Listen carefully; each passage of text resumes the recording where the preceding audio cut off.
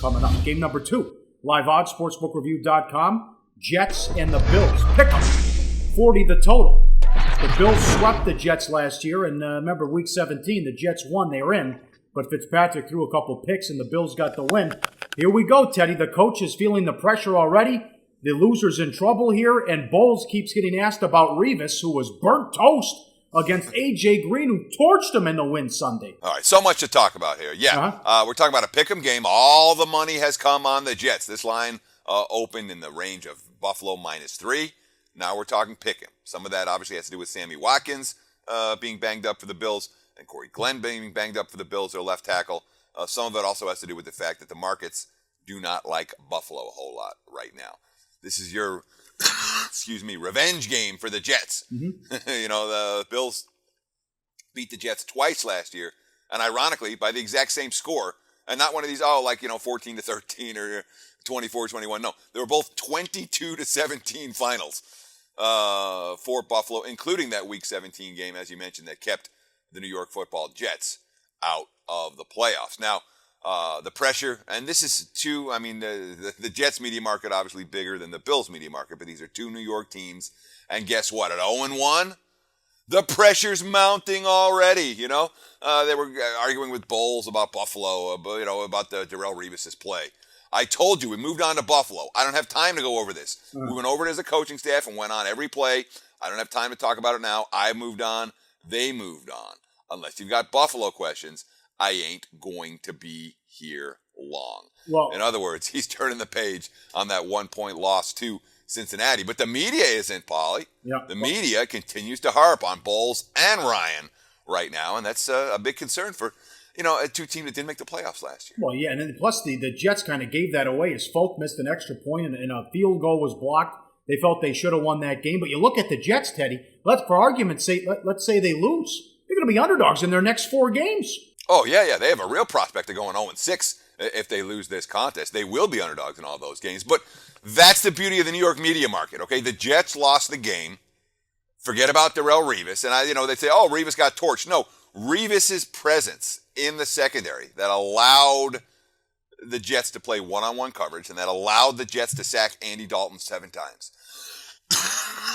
That was Darrelle Revis. Yeah. That didn't happen by accident.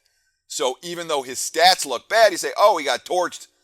His presence on the field allowed the Jets defense to do a lot more than they would have done without him on the field. Yeah. That being said, here's the New York media market, and guess what? It's Bowles' fault that Nick Folk had his first missed extra point of his career and had a 22-yard field goal blocked. Okay? It's the kicker's fault that the Jets lost that game, not anybody else.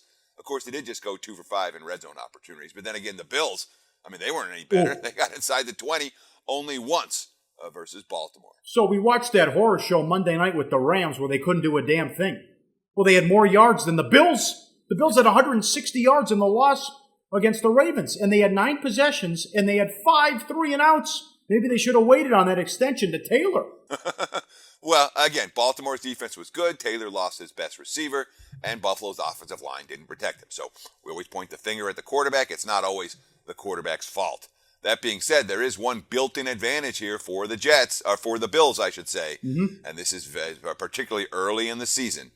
Short week and travel are not good for Thursday night road underdogs. That's been proven historically, and that's certainly something to be aware of, especially being that whatever value there was on the Jets at +3, it's gone now in this pick'em range. And frankly, some of the books have already moved to New York Jets -1. There'll be road chalk at a number of places tonight. Nothing going with the running game at Baltimore. 65 yards, 2.7 per carry. Here's a quote from Rex. It's just that we had too many 3-and-outs.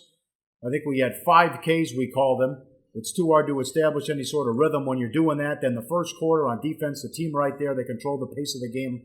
It's felt to me, part of that, when you make teams go 3-and-out, it's hard to establish a rhythm. End quote there. It's a lot of people ripping Greg Roman. I'm not a fan of him as a coordinator. For whatever reason, what worked in San Francisco, they abandoned the pistol with Kaepernick after they had the playoff success. So he's taking some heat in Buffalo, too, for the job he's doing. Well, look at the quote from LaShawn McCoy. And read between the lines of this quote, okay? Because the quote itself isn't going to say what I think it says. But listen, they did really well shutting us down on third down plays. They had a number of third down packages that surprised us, and they were structured very well. I read between the lines there, and I think it's a subtle way of saying their coaches were smarter than our coaches, and that happens fairly often when the Bills play another NFL team. Yes. All right. Yeah, LiveOddsSportsbookReview.com. Up next, play of the day in the deep dive. We'll talk about teaser strategy, and Teddy's an expert on this. We'll explain and run it down rapid fire up next on SportsBit Betting Insight today on SBRPicks.com.